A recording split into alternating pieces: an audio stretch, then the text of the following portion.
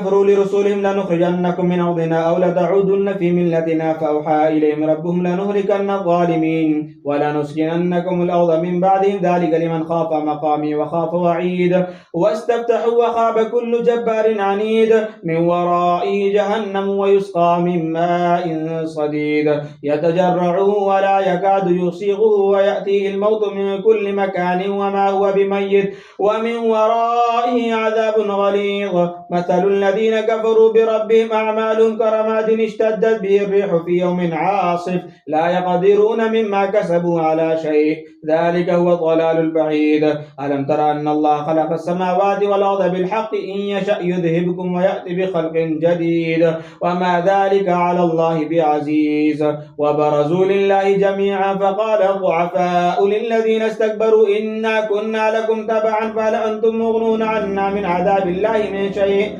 قالوا لو هدانا الله لهديناكم سواء علينا أجزعنا أم صبرنا ما لنا من محيص وقال الشيطان لما قضي الأمر إن الله وعدكم وعد الحق وواعدتكم فأخلفتكم وما كان لي عليكم من سلطان إلا أن دعوتكم فاستجبتم لي فلا تلوموني ولوموا أنفسكم ما أنا بمصرخكم وما أنتم بمصرخي إني كفرت بما أشركتمون من قبل إن الظالمين لهم عذاب أليم وأدخل الذين آمنوا وعملوا الصالحات لهم جنات تجري من تحت الأنهار خالدين فيها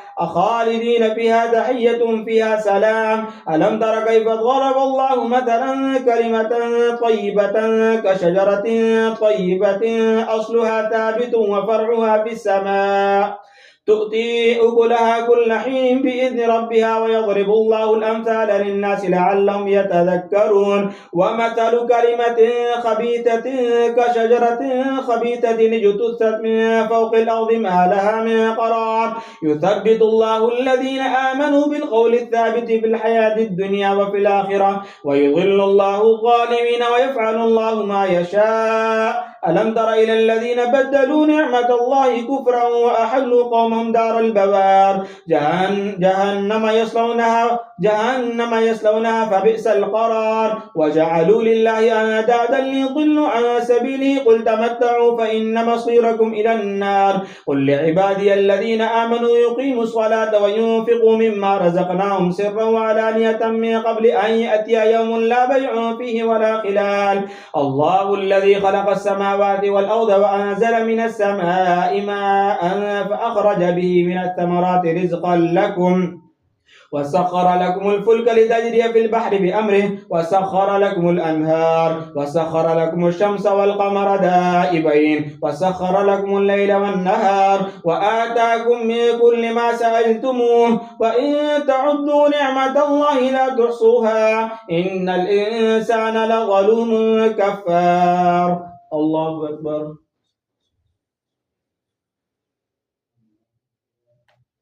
سمع الله لمن حمده الله أكبر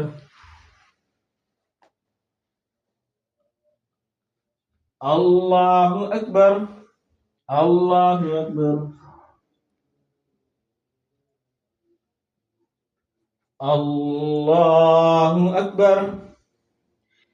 الحمد لله رب العالمين الرحمن الرحيم مالك يوم الدين إياك نعبد وإياك نستعين اهدنا الصراط المستقيم صراط الذين أنعمت عليهم غير المغضوب عليهم ولا الضالين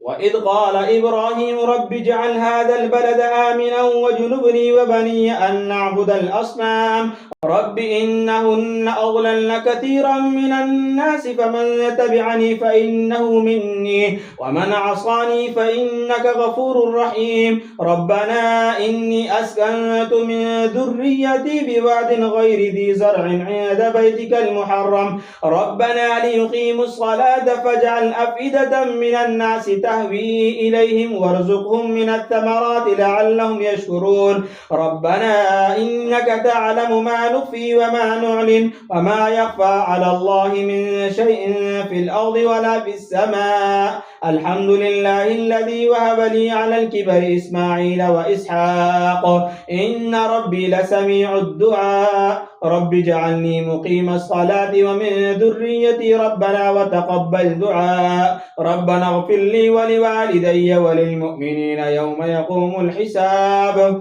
ولا تحسبن الله غافلا عما يعمل الظالمون إنما يؤخرهم ليوم تشخص فيه الأبصار مهطعين مقنعي رؤوسهم لا يرتد إليهم طرفهم وأفئدتهم هواء وأنذر الناس يوم يأتيهم العذاب فيقول الذين ظلموا ربنا أخرنا إلى أجل قريب نجب دعوتك ونتبع الرسل أولم تكونوا أقسمتم من قبل ما لكم من زوال وسكنتم في مساكن الذين ظلموا أنفسهم وتبين لكم كيف فعلنا بهم وضربنا لكم الأمثال وقد مكروا مكرهم وعند الله مكرهم وإن كان مكرهم لتزول منه الجبال فلا تحسبن الله مخلف وعده رسله إن الله عزيز ذو انتقام يوم تبدل الأرض غير الأرض والسماوات وبرزوا لله الواحد القهار وترى المجرمين يومئذ مقرنين في الأسفاد سرابيلهم من قطران وتخشى وجوههم النار ليجزي الله كل نفس ما كسبت إن الله سريع الحساب هذا بلاغ للناس ولينذروا به وليعلموا أنما هو إله واحد وليذكر أولو الألباب الله أكبر سمع الله لمن حمده الله أكبر الله أكبر الله أكبر الله أكبر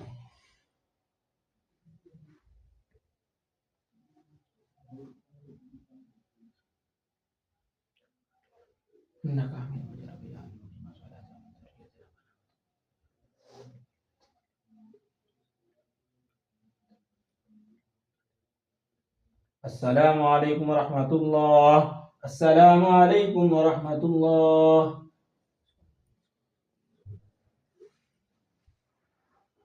باقي ولكن الله يمن على من يشاء من عباده. فلم يشاء